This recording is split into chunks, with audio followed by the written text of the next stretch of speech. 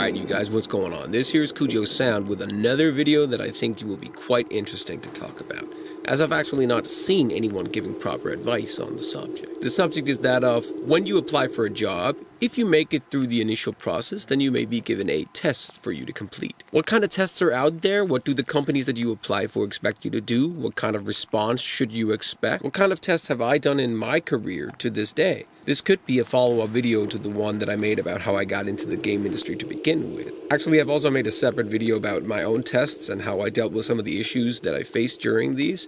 You can check it out in the link above or in the video description. Now, moving on.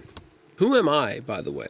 My name is Bjørn Jacobsen. I am currently a sound designer employed in the AAA game industry, and I've worked on projects such as Cyberpunk 2077, Hitman, EVE Online, EVE Valkyrie, Dust 514, The World of Darkness, Dark, and a couple of small projects, a number of short films, and a couple of unannounced titles from AAA studios that I don't even know myself if they will ever see the light of day. With all those fancy titles in mind, let's be honest with you that I've done my fair share of audio design tests at companies to get this far, both good and bad ones.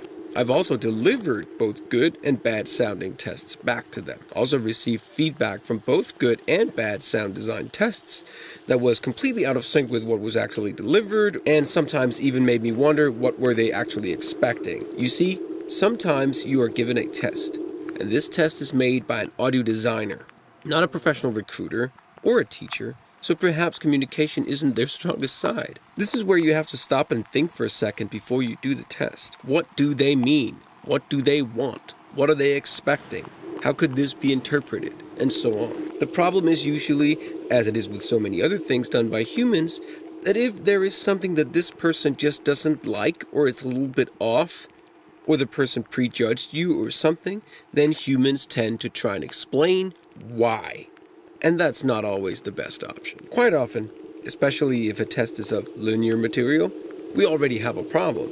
Because how is linear material going to show how good a sound designer you are and how you will shine in an interactive environment?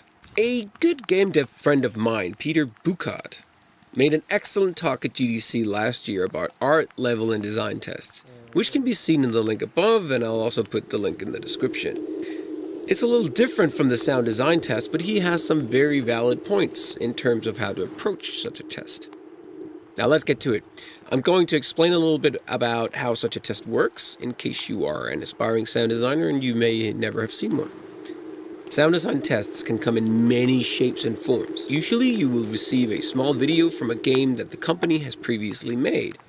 But sometimes you will also receive completely arbitrary videos, which can seem like an attempt to just make sure that you know what you are talking about. And the description may even be, we would like you to sound design this 1-minute video. It's pretty simple, right? Actually, once I have been asked to do sound design for a video of my own choice. Rules were, no dialogue, no music.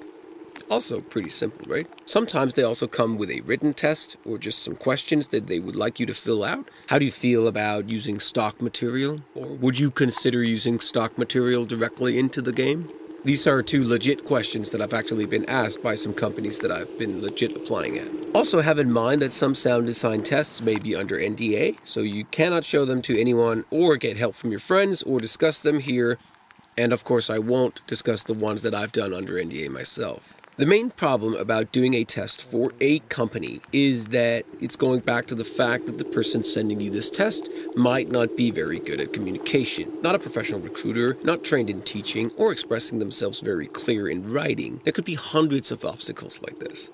So let's say that we receive an audio design test from a company that we really want to work for. They've sent you a 1-minute video and they want us to do sound design for it. No music, no dialogue, just sound design, and the overall soundscape should fit it all and be the best of its possibilities in terms of vibe and soundscape, ambience, and so on. This can be quite difficult to do, especially if what they send you has lots of mouth movement and other things that clearly needs dialogue attached to it. A professional hint here, if you are not a professional voice actor, chances are that doing the dialogue yourself is just utter failure. That's just a pro tip. Now let's say you create the video and the sound design for the test and you hand it back to them and you are turned down, with the feedback and reason that could go something like, "We couldn't feel the connection with the character on screen." But that wasn't what they initially requested, was it? Another example may be that you are requested to deliver a sound in Wise. It should be a technical example of how you would do a specific type of weapon, single shot, burst shot, and automated fire. They even have a side note here that it is simply to check your implementation skills, meaning that this is not about aesthetics. They made that very clear. This is also a sound design test that I have received from companies. So let's say you do these sounds. You add them to Wise, you create a nice blend container that contains all the gunfire parts like clicks and bangs and booms and so on,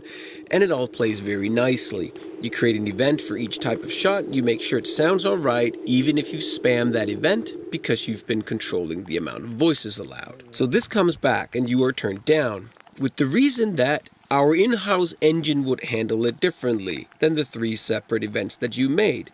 So you sit back there with a big question mark over your head and go, so they wanted it to be done with 1 event and switches or in some other way?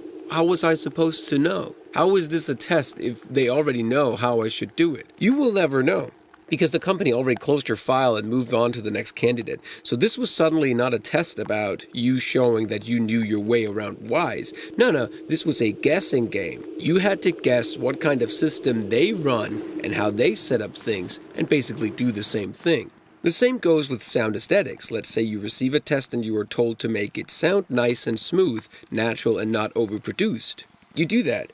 Add some nice birds, there are wind in the trees, a little frog in the corner, the footsteps you create are silky smooth and the movement around the scene is just perfect and gorgeous sounding. You are turned down because the feedback they give you sound like this. As we are working on a different type of game than the footage in the video, we would have liked to have heard a more powerful soundscape fitting to the scene of our actual game better. So again, this wasn't a sound design test, this was a test about me or you guessing the aesthetics of the game that they are working on, which by the way isn't really possible because they haven't shown anything from it or they haven't revealed any game footage from what they're actually working on. Strange, right? And that is what I mean when I say that sound design tests can be very dodgy to make, because the person who created the test might not even know what they are looking for as a result of the test. And it can be very frustrating to do such a test. Spend hour upon hour creating the soundscape for it and put all your heart into it and deliver it on time, only to find out that the sound design department you applied for didn't know what they actually wanted. So this all reminds me of my old chemistry teacher, who was a great teacher, but had some communication issues and was not obviously trained in pedagogical training whatsoever. We had this chemistry test and he had a question in it that went something like, "Do you know anything about the history of iodine?" Think about that for a second. What is the answer to that question in a high school chemistry test? Is it yes? Is it no? Is it is a molecule which was discovered in 1810? Or something completely different? We will never know, because this isn't a legit question that you can actually answer. It doesn't really matter what the answer is when the question is so poorly formulated. The same thing goes for all these sound design tests, or other art tests for that matter. If you are in doubt about what the company you are applying for actually want, then ask them. The chance is that you might get an answer back. Either they won't tell you, or maybe they will tell you about what kind of sound they're looking for. But either way, then you know slightly better. The end point here is, don't be disappointed if you apply for a job and do the test and afterwards you feel like they weren't completely honest with you, because it will happen more and more as you progress into your sound design career. Thank you for watching this video and my rant about sound design tests. You can, after this one, tune into the second video I made about the sound design tests I've done myself, and I talk a little bit about how I made them. There you can also hear what kind of frustration I've gone through myself and see some examples of my tests. If you liked this video, please give it a thumbs up if you enjoyed it, and don't forget to subscribe to be kept up to date with game audio talks and videos. You can also sign up at patreon.com/Cujo Sound, where you for as little as $1 a month can help me sustain this channel, and for that price, you also gain access to private feedback, advice, counseling, and help with your projects. You also gain access to the Cujo Sound Discord channel, where we discuss, share, and help each other out with game audio and sound design questions all day long. Patreon.com/Cujo Sound. I would really appreciate your support. Cujo Sound and Bjørn Jacobsen, signing out.